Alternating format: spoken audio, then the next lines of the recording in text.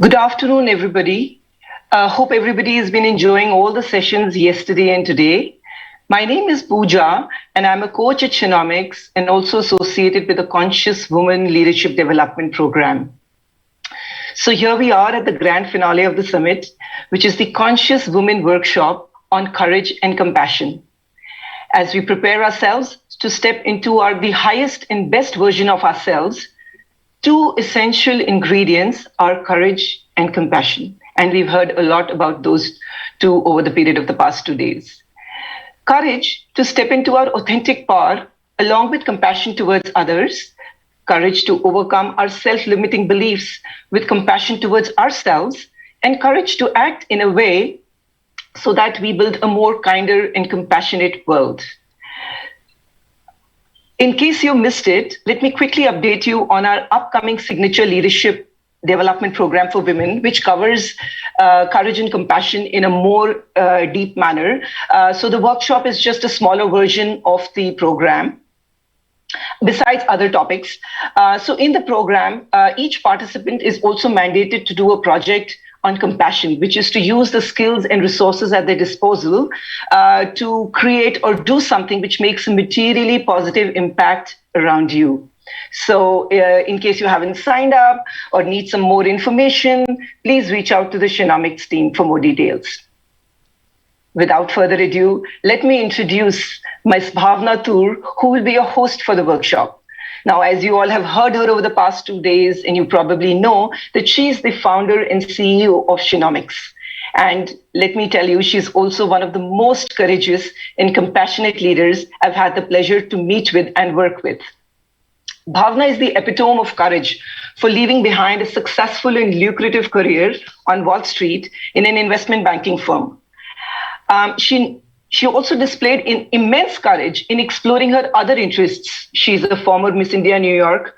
She's a model. She's been a model, an actor, a TV host, and many other talents that maybe I haven't discovered yet. She left all that and the Wall Street investment bank job to heed to her calling of helping women realize their highest potential, and created this compassionate platform called Shenomics, which is all about mindful leadership and conscious living.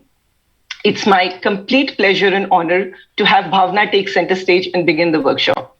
Bhavna, over to you.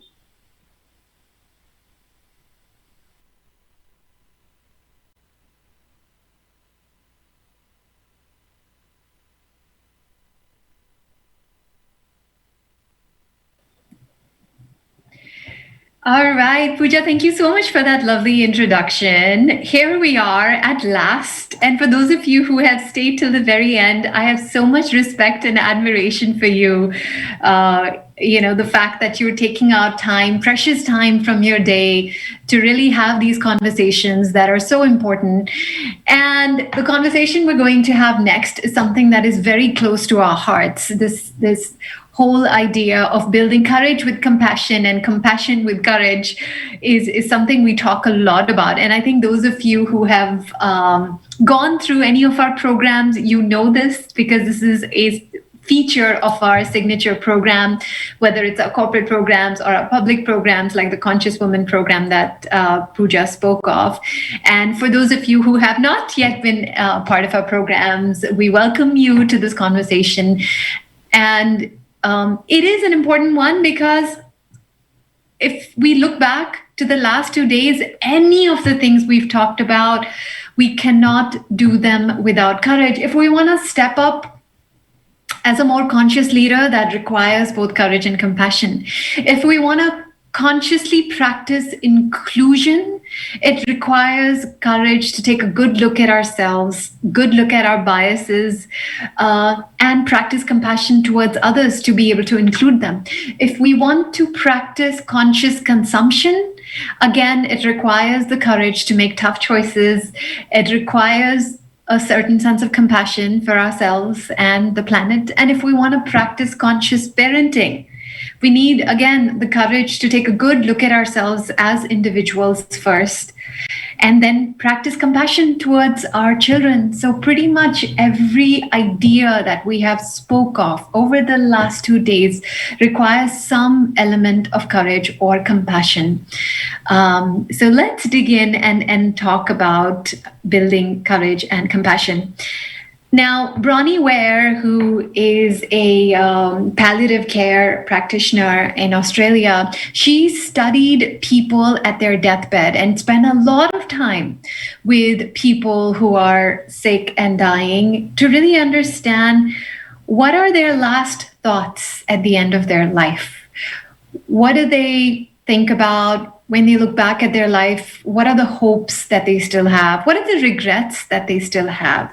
And let me ask you, can anyone guess what are among the top 5 regrets of the dying? And not just among the top 5, but the biggest, the number 1 regret of the dying across the board.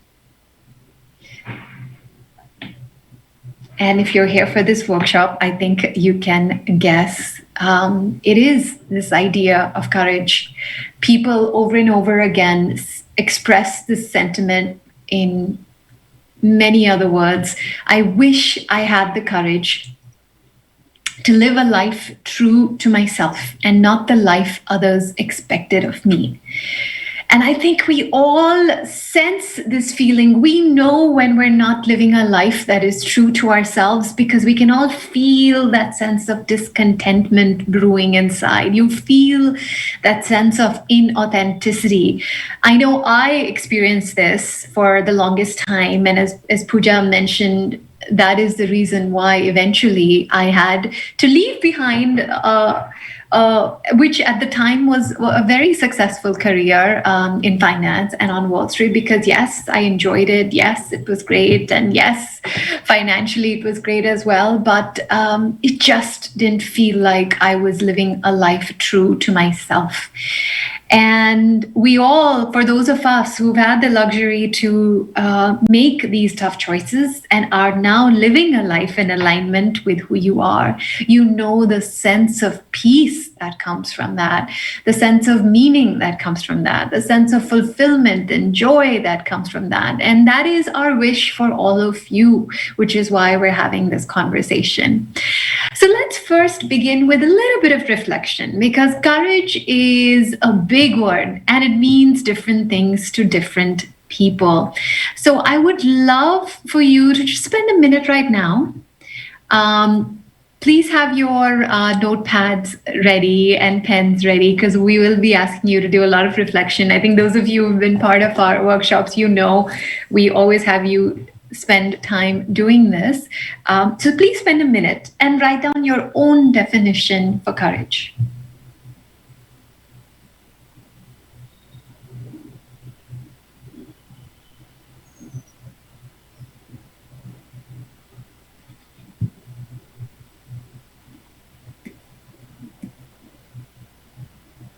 And when you're ready, please do share in the comments what is your definition, because we would love to hear. And I think everybody else would also love to see the different definitions that everyone has.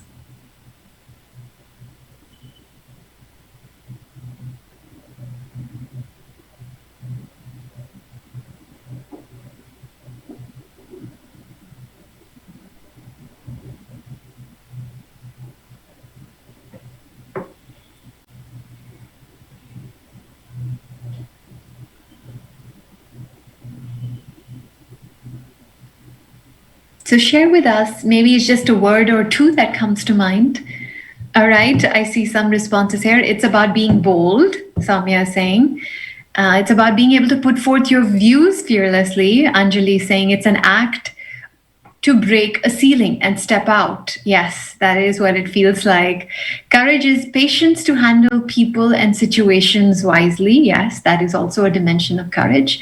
It's guilt-free decision-making and thinking. That's very interesting. Yes, so all of these are aspects of courage.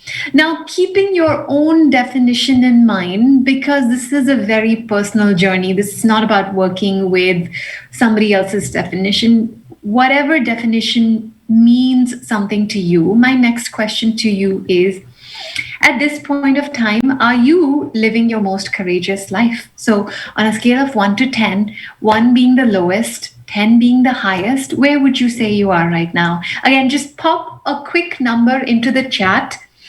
And as you pop that number into the chat, please know this is a safe space for all of us. We're a conscious community.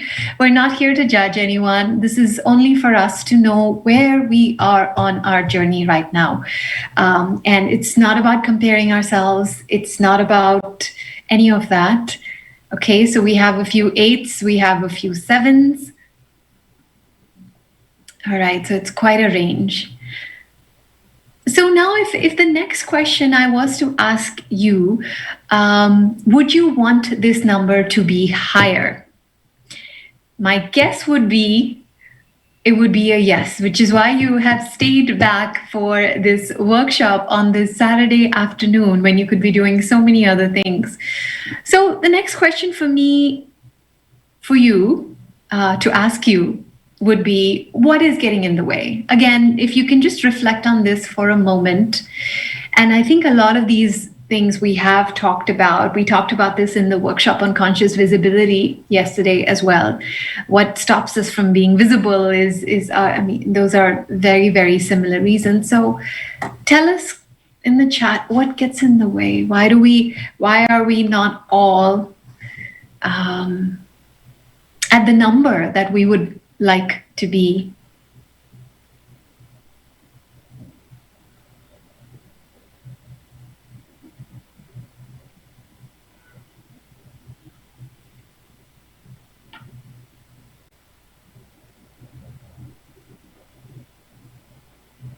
What comes to mind? What gets in our way? What stops us from speaking up, from breaking that ceiling, from stepping out, from having the patience to handle people and situations wisely, from making guilt-free decisions, from being bold?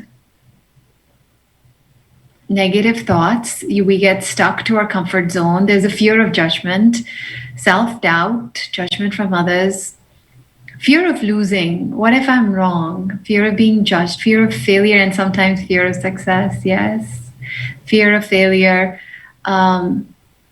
Financial stability. Of course, there are some practical constraints as well. It's all of these. Having had this conversation with now hundreds, maybe thousands of women over the years, everything that each and every one of you has shared is so universal. When we're having these fears, we think, okay, am I the only one with this fear? And the reality is, these are universal, and these are the ones that keep coming up over and over again. Of course, failure is a big one, because which may stop us from doing something new, trying something new. Maybe you have an idea for starting something of your own, but that fear of failure holds you back. Maybe you want to ask for something that you really want. You want to ask for an opportunity. You want to ask for, if you're working within an organization, you want to ask for a promotion. You want to ask for better projects. Whatever it is, sometimes that fear of rejection holds us back from asking. Fear of judgment, as many of you have said, in various shapes and forms comes up. And that is the thing that stops us from speaking up. And I know this because I have lived with the fear of judgment for longer than I can, count in terms of how many years, and for how long I held back my voice. I would be the quietest person in the room. And I would not speak up because, again, that would be the thought. What if I say something stupid? What if I'm not making sense? What will people think of me? And so for all of those reasons, I didn't own my voice. And of course, fear of success continues to play a role, I think, in all our lives. And interestingly, recently I had a conversation with a coach, and I was sharing with her, how one part of me wants to take Shenomics to the next level, but I'm not sure. I feel like there's another part of me that's stopping me for some reason. And the coach's question to me was, what do you think you might lose if you take that next step? And that was a really interesting question, because I think somewhere for all of us, if we're not reaching for that next big thing, there is this thought of, but what will I have to sacrifice to get to that next level? Yes, I want that next level of success, but will that mean more sacrifice? Will that mean more hard work, a loss of work-life balance, loss of relationships? Who knows? There are any manner of thoughts that come into the mind, because of which then, without even realizing, we start holding back. So these are all fears that come up for all of us. The one thing in common with all the fears is there is an element of uncertainty. I don't know how things are going to shape up. I don't know if I'll fail or not. I don't know if I'll be judged or not. I don't know if I'll succeed or not. So I don't take that action. But courage, and I love Brené Brown's definition, it is about showing up, about doing that thing, even when you cannot control the outcome. Because we can never, it is almost impossible to really predict what's going to happen next. None of us have that magic wand. And so even thinking about it in those terms doesn't really help us. So let's talk today about how do we show up even when there's so much uncertainty? How do we still show up? And a lot of this will boil down to the relationship between courage and compassion. And I do want to talk about the relationship between courage and compassion, especially compassion, because they're two sides of the same coin. If you practice more compassion towards yourself, you will be more courageous. And to practice more compassion, you need to practice more courage. You need a certain amount of courage as well. So they actually go hand in hand. So here's the thing, and just to give you some context, of course, as Pooja said, I'll just take a few minutes to just set the context for where this falls into our programs. And I think for those of you who have been part of our programs, you know this is a core component. And even for the Conscious Woman program that we've been talking to all of you about, one of the things we talk about, of course, how do you accelerate your career with greater self-awareness, courage, all of these things, but also how do you build that courage muscle to overcome anything that might be holding you back? And we spend a lot of time going into that. And then once you build that courage muscle, to just go out there and work what you most deeply desire. So we've created support systems for that for our participants through group coaching, through mentoring, one-on-one mentoring. And as Pooja said, because compassion is such a core value for us, we want you to go out there and make your mark as a conscious leader. And we help you do that through a compassionate project. And everything that Savita talked about. Savita is in fact one of our main experts and mentors for this program. We want you to build your brand and become more visible, not just for the sake of vanity, because the more visible you are, the greater the impact you can make as a person, as a leader. It ties into all of that. And of course, like we've been talking about, like Bronnie Ware found out, we all want to live of greater joy, freedom, and meaning. And that comes from living with this sense of courage and compassion. So in a nutshell, these are some of the elements: 10 training modules, 6 coaching sessions, 3 one-on-one mentoring sessions, the Compassion Project, and of course now we have with this summit and even otherwise through alums who've gone through other programs, we have a thriving community of women who genuinely, exactly as Shraddha said, let's be that woman who holds other women up. And that's the kind of community we're trying to build at Shenomics. And fortunately, we do have that community. We see this on a daily basis of women just helping each other and really rooting for each other. So if you're at a stage where you think this can help you, we would absolutely welcome you. And we've specifically catered this for women that are around the mid-career level, so we can have some shared common discussions and fruitful discussions around shared goals and challenges. So we're keeping the applications open until the end of the month, and the program officially begins on 7th August. And I think the team will put in the application link in the chat if you are interested. All right, so let's come back to the conversation around courage and compassion.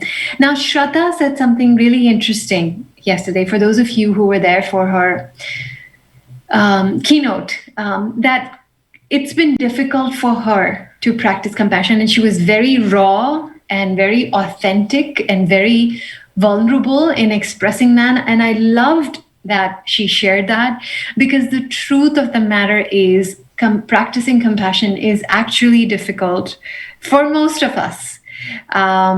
And we assume, the more women that we admire as role models, these successful women, that to them, practicing both courage and compassion must come more easily, which is why they are where they are. But the truth of the matter is, it's a struggle for all of us. And I just want to share with you a little bit of science of why it is so hard, so you don't feel like you are the only one. Now, here's the thing. We've been talking about mindfulness over the last 2 days. And one thing we know about the mind is that the mind wanders. I am sure that over the last 2 days, you weren't completely clued into every single thing that everybody was saying. And even I'm sure during the session, the statistics say that 50% of the time, so in the 60 minutes that we have to get together, for 30 minutes of that 60 minutes, your mind will wander and it will go somewhere else. You will think about something else. Maybe you're going to think about what you're going to do for the rest of the weekend, or maybe you're going to think about the week that you've had. That's what the mind does. It's the nature of the mind. Now, where does the mind go when it's not focusing on a certain particular task?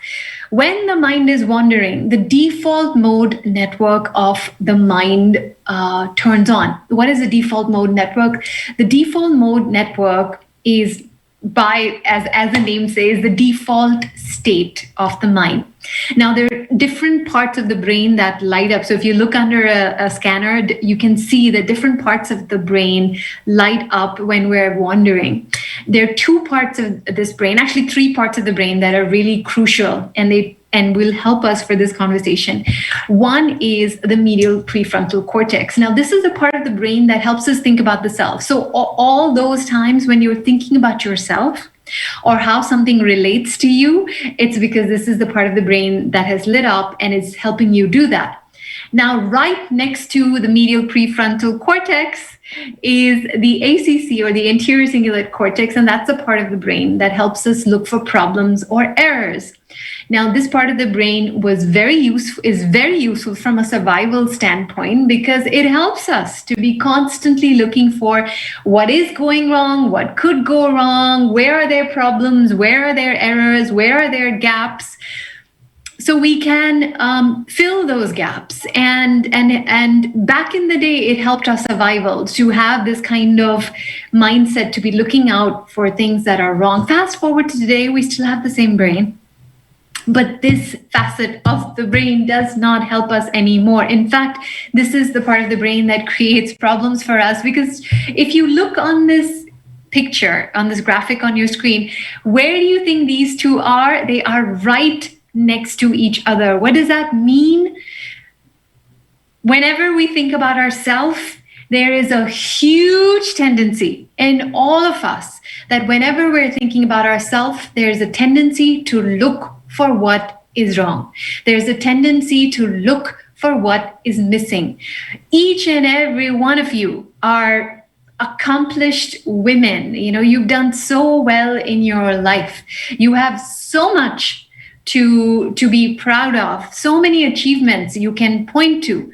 But still, because of this feature, there's a part of you that falls into the trap, as all of us do, of comparing yourself to another woman or another individual. And you say to yourself, but am I doing enough? I should be doing more. I don't know, if I've achieved enough. I need to achieve a lot more before I can feel good about myself.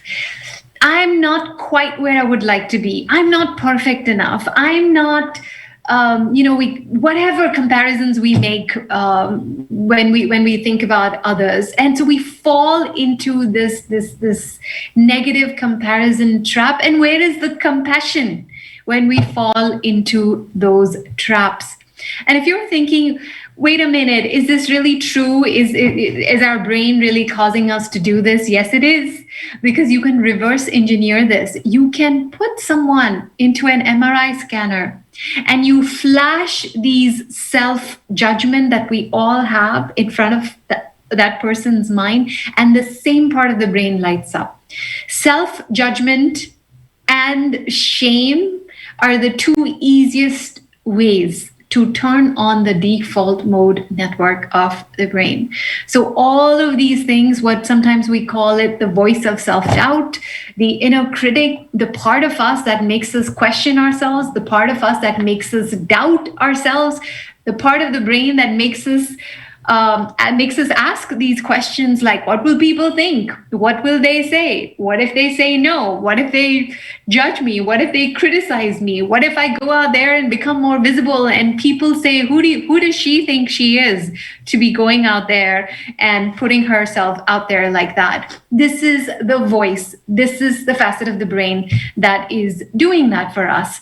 And my point to you, and the reason why we emphasize, we make mindfulness training such a core foundation of any of our programs, is because if you let the mind do what it wants to do, by default, guaranteed it will increase your suffering, because your mind, your brain is wiring you for survival, not for thriving. Our brains were not, designed that way.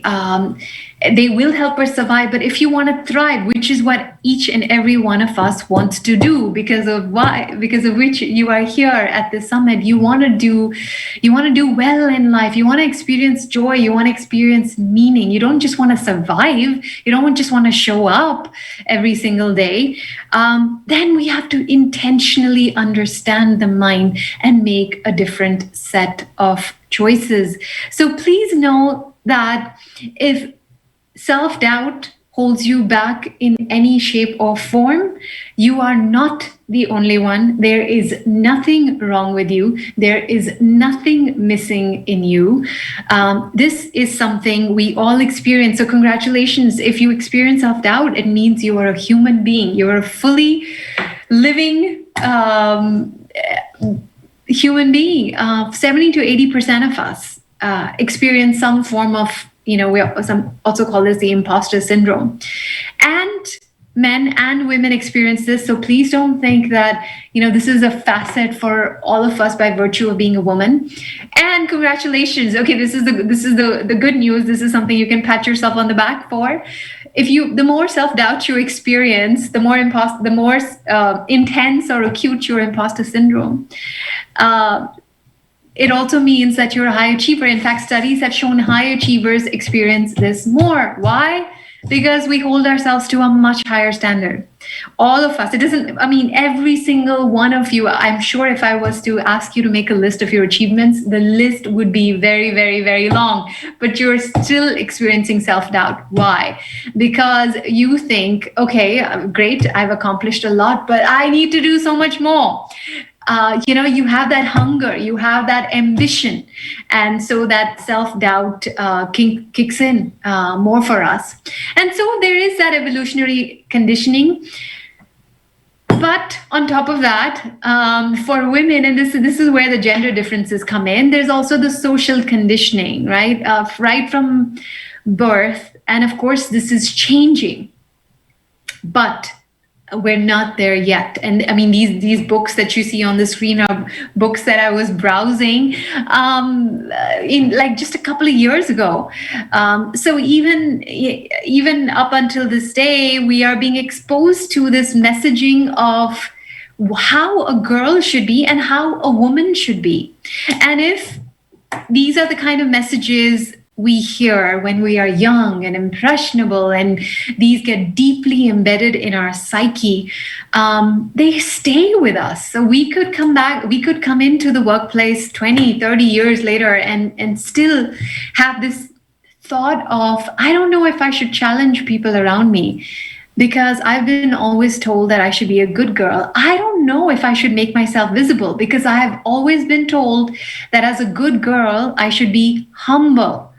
I don't know if I should ask for what I want because I've been conditioned to believe that as a good girl, I shouldn't ask for too much. I should be happy with what I have.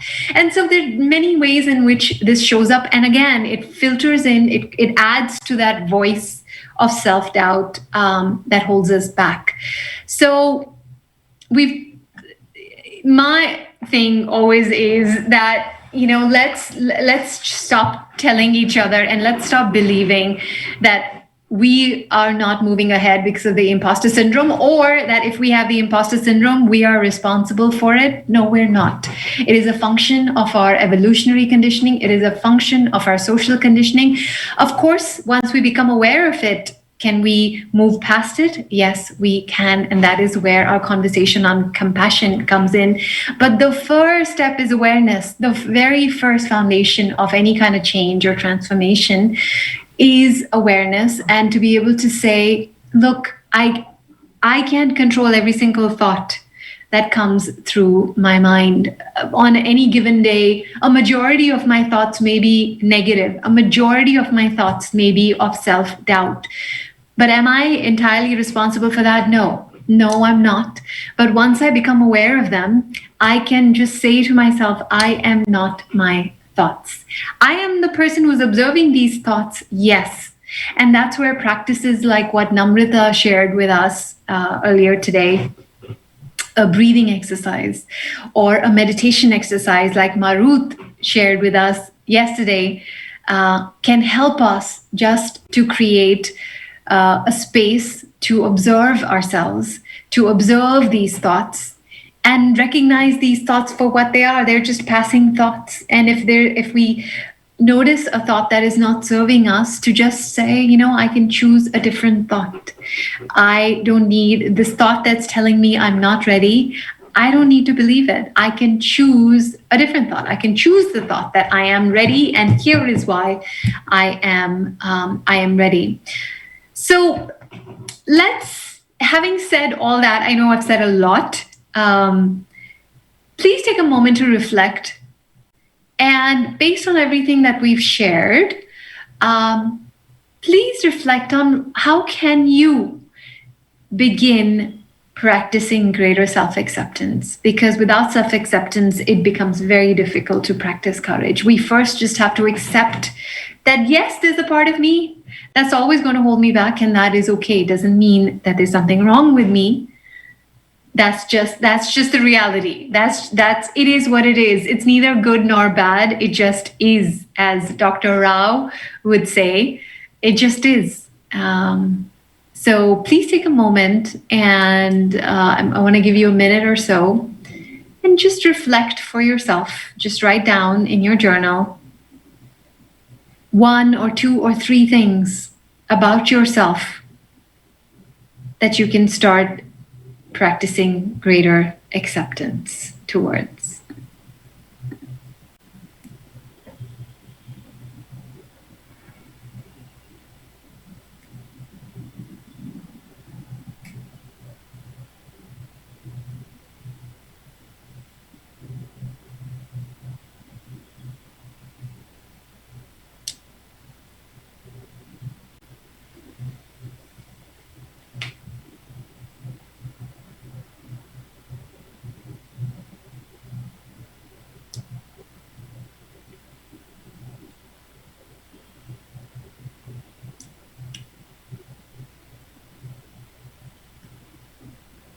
And would love to hear if you can put down in the chat.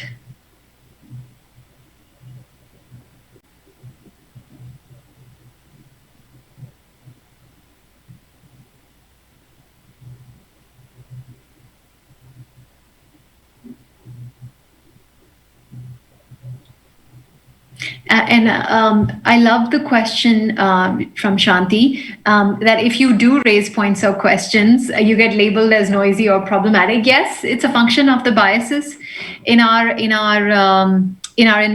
Yes, because that's again, it's that social conditioning that women should speak in a certain way, they should behave in a certain way, and when we don't conform to those norms, this can happen. And this is something we do talk about in our programs as well. One approach, something we don't have time to get into too much right now, but it is about balancing that assertiveness. And yes, we don't undermine that assertiveness, because if you want to speak your mind, yes, speak your mind. We would never say don't speak your mind. But it's about balancing that assertiveness in how we speak with a certain warmth, with a mindful warmth in our presence and how we listen. And studies have shown that when you balance the two, when you balance that power and assertiveness in how you speak with a certain warmth and mindfulness in the way you are present for others around you and how you listen to them, then that helps prevent this backlash. All right, I'm just reading some of the comments. I have voices in me from the past and childhood which need not define me. Absolutely. Be conscious of what your brain is indicating. Yes, please don't always believe every thought that your brain churns out. How to survive in a toxic work culture. Compassion is one of those things. Will hopefully that can help all of us. Trying to please everyone, thinking that it is compassion, and yes, it's not, because if you're pleasing everyone and you're not thinking about yourself, you're not being compassionate towards yourself. That I have great intrinsic value as a human, as a person, more than the value that's derived out of external factors or what others think of me. Absolutely, that's beautiful. Being positive. The mind can trick us to believe we are not ready. Yes, please, please, please. Again, knowing what we've shared about the brain, please do not believe every thought that your mind throws out at you. Let's talk about compassion. So we've talked about why it is so difficult, and this is the reason why it is so difficult. But courage can be the thing, the very foundation that allows us to become more courageous. So let's talk about compassion. So here's I asked you where you are in your journey on courage. Let me ask you, where are you in your journey of self-compassion, of being kind to yourself? And again, give yourself a number from 1 to 10 just to see where you are right now. And again, I want to emphasize there's no judgment. This is just for you to know where you are right now. So how kind are you? On a scale of 1 to 10, how kind are you to yourself?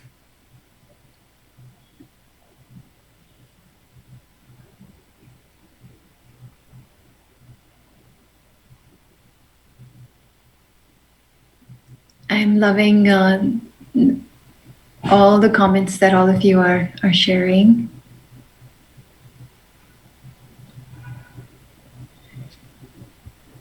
All right, so when it comes to kindness, again, it's quite a range. And again, if I was to ask you, would you want this number to be higher? And do you think if this number was higher, would it help you? I'm guessing the answer would be yes for a lot of us. So let's talk about how do we make this number higher. Now, where is the connection between self-compassion and courage? Now, self-compassion, if we were to define it in very, very simple words, is really showing yourself the same love and care you would show to a good friend. So if a good friend wants to try, let's say you have a friend who wants to start something new, but they're feeling some amount of fear, all of those things that we've talked about so far. They're feeling some amount of self-doubt. They're thinking, oh, but what if this fails? And what will people think of me? That who does she think she is to be doing this thing? And, all of those fears of rejection and judgment and failure. What would you say to that friend? What would you, what would your response be? And I don't even have to wait for your comments to trickle in. Knowing what I know about all of you, we would all show so much compassion towards someone we love. We would say encouraging things like, go for it. Unless you do it, how will you know? Go ahead and just try something, take those small steps towards it. And, we'll just say so many encouraging things. But when it comes to ourselves, we let this brain, this evolutionary conditioning get the better of us. And we believe those thoughts that our mind throws out. On the flip side, if we were to practice the same thing towards ourselves, just imagine that every time you take an act of courage, you speak to yourself as you would to a friend. You encourage yourself before that act of compassion, and you tell yourself that, you know what, even if I go out there and I fail, even if I go out there and everybody else thinks I'm crazy, even if I go out there and the answer is a no, I am still going to hold myself with kindness. I am still at the end of the day going to pat myself on the back and say, I'm proud of you. I am still going to hold myself and really say these words, speak to myself with kindness. Then that becomes the very thing that builds that courage, because often what the brain, and again, a little bit of brain science here again, what the brain is avoiding is not judgment from others, because more often than not, it's not other people who are judging us. It is, and even if they do, it only affects us, it only hurts us if we believe it ourselves. So that's one, only if we believe it ourselves. And if you refuse to believe it, then it doesn't hurt you. And two, many times nobody says anything, but you make a mistake and you're the one who's thinking about that mistake over and over again and beating yourself over, thinking, why did I say that? Why did I do that? Why didn't I do this differently? There's nobody around to do that. We're doing that to ourselves. So if we flip that and your mind starts believing that, yes, you know what? The last time I tried something, I was there to hold myself with compassion, and that actually felt good. So maybe I'm going to try this again. And so you kind of start wiring yourself for taking those actions. And you know what? Compassion, sometimes people mistake it as this really soft skill. It means like we're just going to go easy on ourselves. Then we'll just, and I hear this from a lot of women who are ambitious and driven that, I like this voice of this critical voice inside my head. That's the voice that keeps motivating me to keep moving ahead.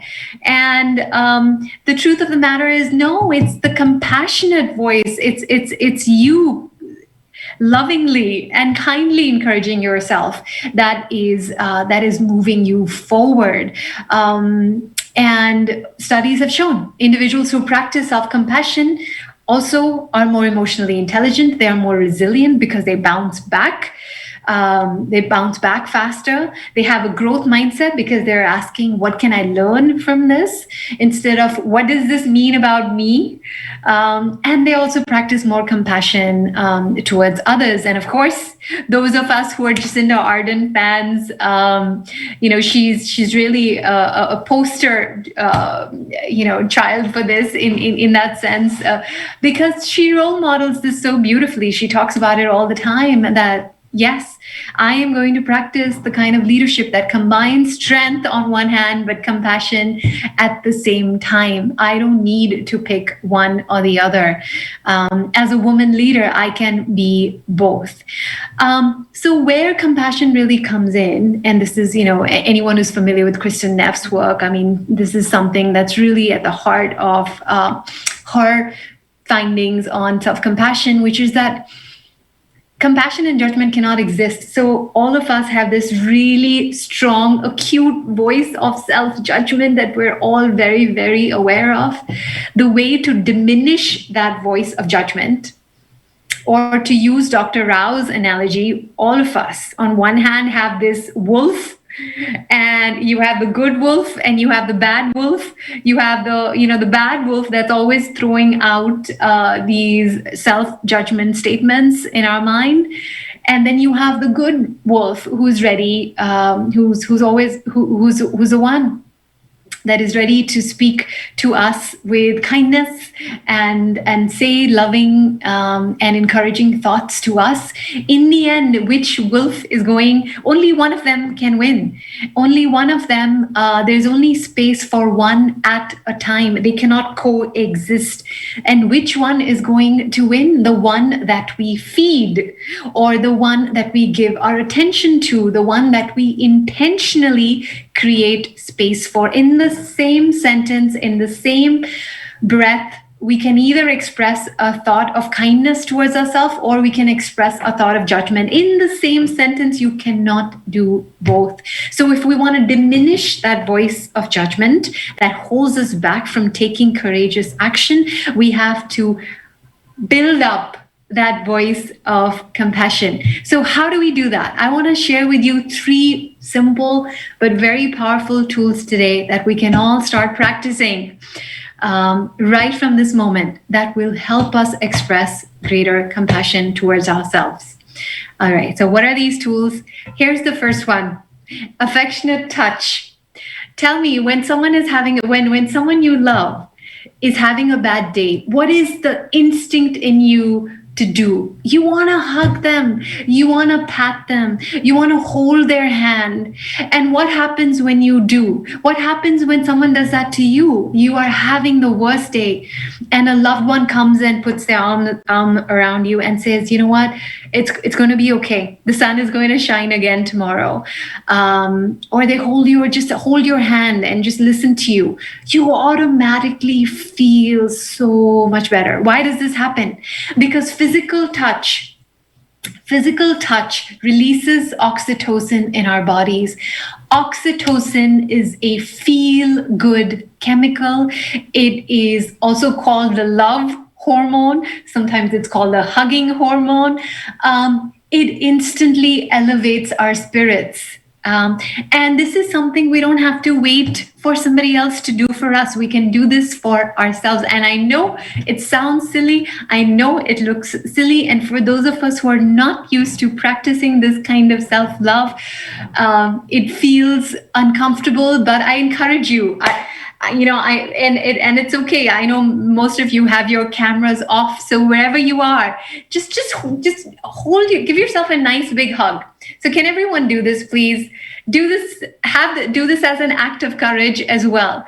Just hold yourself, give yourself a nice big squeeze, and just thank yourself, first of all, for being here for the last 2 days, for taking time out for yourself, for doing something that you believe in, for wanting to be a better person, for wanting to step up as a conscious leader. Can you just give yourself the biggest, tightest hug? Or if you don't want to hug, give yourself a hug, maybe just hold your hand, or maybe just kiss your hand, or just physically, however you want to do this. Maybe you just put your hand on your heart. Whatever feels most comfortable to you right now, please. I challenge you almost. I'm not even going to say I encourage you. I challenge you to try this. Just physically, just show yourself that same love and affection you would to a loved one. And this is such a simple tool. and such a simple but powerful way to show ourselves love and kindness. And you will see, if you're having a tough day, you're having a tough time, just hold yourself and speak to yourself well, and it will shift your energy. Believe me, it will. Here's another tool, and that is the compassion sandwich. And this is also very effective. What does a compassion sandwich mean? Now, when we are eating a sandwich, I mean, imagine if you leave out the bread. Okay, you're just eating the cheese or the veggies or whatever the sandwich has. And of course, those of us who are carb conscious may do that. But jokes aside, it makes it so much more, the sandwich becomes enjoyable because everything that is inside the sandwich is, we have those 2 layers of bread on top and at the bottom. And that's what adds to the flavor and it just feels good. Similarly, with our acts of courage, let's not leave our acts of courage hanging on their own. If you can sandwich your acts of courage with acts of self-compassion, your acts of courage will feel so good. Why will they feel so good? And what does this even mean? What this means is when you have decided that you're going to go out there and do something that feels courageous, you're going to raise your hand and speak up. You're going to ask for something. You're going to have a tough conversation. Immediately before that act of courage, you are going to do something nice for yourself. You're going to either speak to yourself nicely, you're going to do something nice for yourself. Because your mind at this point of time, just before you, let's say there's an important meeting coming up for you or an important presentation coming up for you, because of the evolutionary conditioning, your mind is going to look for everything that can go wrong. What will compassion mean in this instance? What compassion will mean in this instance is you say to your brain, hello, no, stop. I'm not going to listen to you. I'm not going to listen to all the things that could go wrong. I'm going to sit down and make a list of all the things that are going to go right and why they are going to go right. This is something I do to this day. Believe me, for anything that is important to me, I sit down with my journal and I write down, here are the 10 reasons why this is going to go spectacularly well. That is an act of compassion. In fact, there's another friend of mine who practices this. And so she actually runs a really successful fintech organization. And she shared once, in fact, in one of our programs, how before this is of course in the pre-virtual world, that whenever there would be a panel discussion that she would be a part of course she would be the only woman on the panel. And of course that evolutionary brain and the social brain is saying, oh, are you good enough to be there? Do you belong on that stage? Do you deserve to be on that stage? And she's like, I pull out my phone, in my notes, I keep a handy list of good feedback that I've received from my friends, from my clients, from my customers, from my team. I keep a list of that feedback. I keep a list of things that I like about myself. I keep a list of, compliments that I received, everything that could make me feel good. And I scan through that list before I go on stage, because then when I go on stage, I feel bulletproof because I have built myself up. That's the ultimate act of compassion. That's what we're talking about when we say show yourself compassion before your acts of courage. And similarly, after the act of courage as well, your mind, the evolutionary brain, is going to take you and is going to make you wonder, oh gosh, I could have really said that differently. Why did I say that? I could have done this better. I could have done that better. You're going to go down that checklist. It will want you to go down that checklist of all the things you could have done better. So what would be an act of compassion in that moment? In that moment, for you to say, you know what? No, this is not the time for me to have that kind of reflection. Right now, I am just going to give myself a hug, or however you want to show yourself compassion, and say, I am so proud of you. That was a hard conversation, but I showed up anyway. That was a difficult moment. That was a tough moment. My voice was shaking as I was speaking, but I showed up. And so I'm going to give myself a nice tight hug, and I'm going to go to sleep. And then tomorrow, when I'm in a much better place, then I can have that reflection of what can I do better next time. So that's what we mean by creating a compassion sandwich. Sandwich your acts of courage between acts of compassion. And there's theory behind this. This is not, I'm not just giving you self-help mumbo jumbo. We never, at Shenomics, we don't just believe in, self-help that has no basis, that has no scientific basis, that has no psychological research that validates the truth of everything that I'm sharing with you. So this comes from self-affirmation theory. That means that if we routinely build ourselves up intentionally, practice this compassion, affirm our values, affirm who we are. And this is not make-believe, by the way. This is not make-believe. I'm not saying that you look in the mirror and say, oh, I am this, I am that. If you're not actually believing that you are, I want you to affirm who you really are. So on that note, I want you to write down just a simple statement. Who I am is a woman who stands for, and complete that sentence with what is actually true about you. So you can write down 3 values that are important to you that you practice on a daily basis. This is the truth. This is not make-believe. This is the truth. Please write the sentence. Everyone, take a minute and write the sentence. Please complete the sentence for yourself, and let's have as many of you share this in the chat.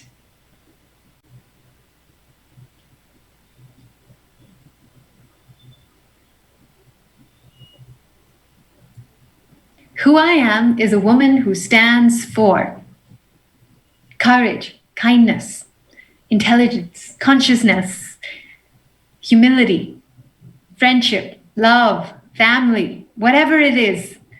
And it can be more than 3. But I want you to write at least 3.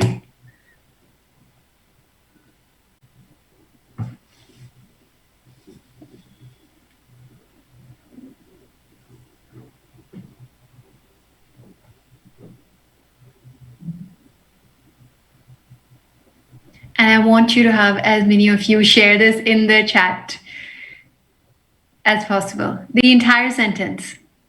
Who I am is a woman who stands for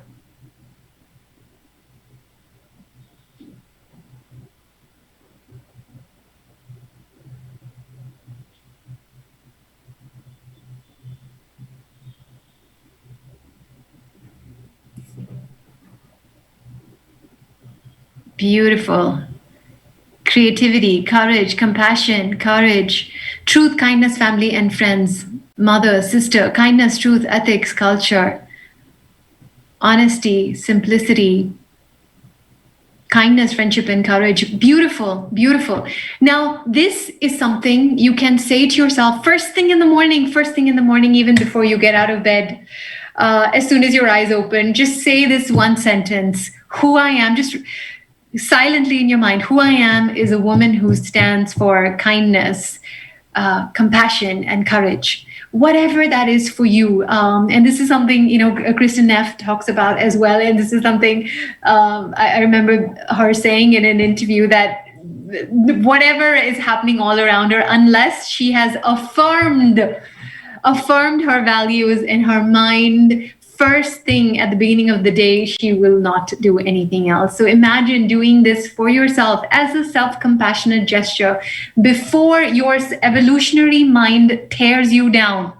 Before the world tries to tear you down, please, please, please, can we build ourselves up first thing in the morning? Can we take time out to build ourselves up? You can do this with journaling. You can do this silently in your mind. You can do it however feels comfortable to you. But first thing, to make this commitment to yourself, to build yourself up. And over time, you will see it just becomes second nature. Initially, it may feel uncomfortable, but over time, this will become how you speak to yourself. Okay, so that's how we're going to wire our brain for courage, with positive self-talk. Because every time we do this, by the way, the brain, when we speak to ourselves nicely, with kindness, the brain releases dopamine. And you know what's the interesting thing about dopamine? It's addictive. So you keep doing this, and eventually you'll find you'll get addicted to it. And that's the very thing then that's going to motivate the brain to take more courageous actions. Now, the third and final tool, and then we will bring this to a close. So, all right, this is what we're going to do. 3 statements, okay? So we're going to begin with first by thinking of one person, and we're going to wish them well silently. Those 3 statements are: may you be well, may you be happy, may you be at peace. So you're just going to repeat them silently in your mind, and I'm going to guide you through this. Then we're going to extend that compassion out to everyone. And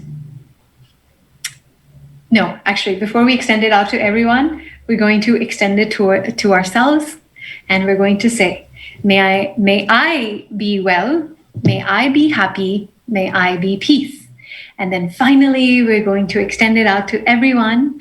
May all be happy, may all be at peace, and may all do well. So this is how we're going to do it. If you have your cameras on, it'll be beautiful. But if you don't feel comfortable keeping your camera on, it is fine as well. What I'm going to ask you to do next is just turn on the grid view. So at least you can see everyone's names. Okay? So there are 130 live participants right now. Okay? On the grid view. So on your Zoom screen, if you can go to the gallery view, and I want you to pick out any name. And this is going to be a random stranger, someone you don't even know, and that's okay. Know that behind that name is a living, breathing human being, a woman just like you, a woman who cares about living a life of courage and compassion just like you, a woman who wants to step up as a more conscious person and leader just like you, a woman who wants to build this conscious life just like you. Okay, so just randomly, you don't have to put too much thought behind this.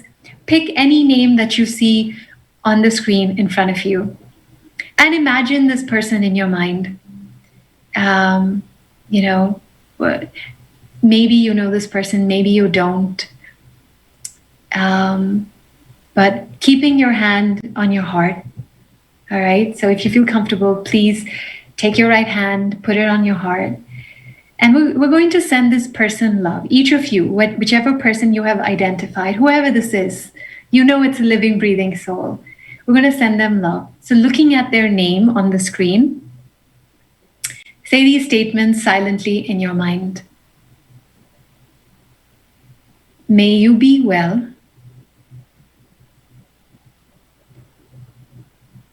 May you be happy. May you be at peace. Okay? And just feel that warmth and that love flowing through your heart as you're extending compassion to this person, complete stranger, could be. But you're filling yourself with this sense of compassion for this person. And now, I want you to find your own name on the gallery view. And looking at yourself, I again want you to silently send love and compassion towards yourself. And this is where we need courage as well, because some of you may feel uncomfortable doing this because we don't always do this. So as an act of courage and compassion, looking at yourself or looking at your name, say silently in your mind, may I be well, may I be happy, may I be at peace. Okay? Just picture yourself in your mind, look at yourself, look at your name, and just, you're a living, breathing person who is worthy of just as much love and compassion as anyone. And you can send all that love and compassion towards yourself at any moment. And so just feel that love and compassion for yourself. Honor yourself again for being here, for showing up. And now, finally, we're going to send compassion to everyone. So take a good look at your screen and you probably see 130 odd names in front of you. And these are all living, breathing people just like you. So collectively, to everyone, to all 130 of us, just picture this group of 130. I know we're doing this virtually, but still, we're still connected. We're all deeply connected. Looking at everyone on the screen, again, silently, say in your mind, may we all be well.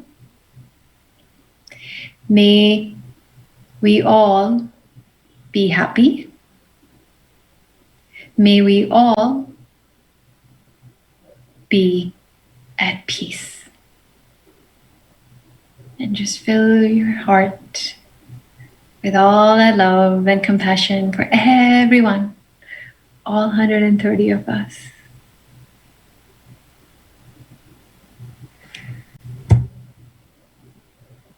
And there you have it, a simple compassion meditation that you can practice at any time.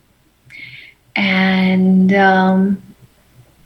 this is, in fact, a really powerful way to train your mind to become more and more compassionate just through the simple meditation that we just did. You can add it on to your existing meditation practice, maybe the last minute you spend doing this. You can add it on to your yoga practice, to your breathing practice, whatever it is. It just takes 1 minute to do this in the morning. And it's been proven that this just simple practice will rewire us to become more compassionate towards others, yes, but most importantly, for ourselves as well. So these are the simple 3 tools we wanted to share with you. Let me leave you with this thought. 1 moment of self-compassion can change your entire day. A string of such moments can change the course of your life if you practice them day after day after day, moment after moment after moment. So that will be our thought for you. And on that note, I'm going to bring this to a close, and we can then conclude our summit for today.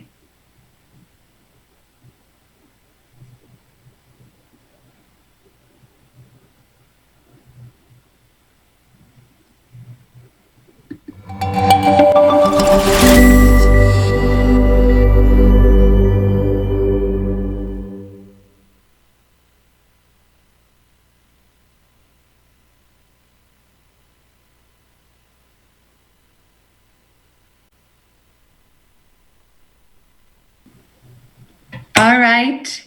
And on that note of compassion, let's bring this wonderful 2-day summit to a close. Thank you, everyone, for joining us for the last 2 days. It really does speak volumes about who you are. And who you are is a person who values living and leading consciously. And we love you for that. And we are here to support you on that journey every step of the way. So please reach out to us. Join us on this journey in any which way. And go out there and spread the ideas that you've heard over the last 2 days, because the world needs you to step up. as a conscious person and a conscious leader. And we wish you all the very best on that journey. Thank you, everyone. It has been a pleasure and a true honor to have you with us the last 2 days. Take care, everyone.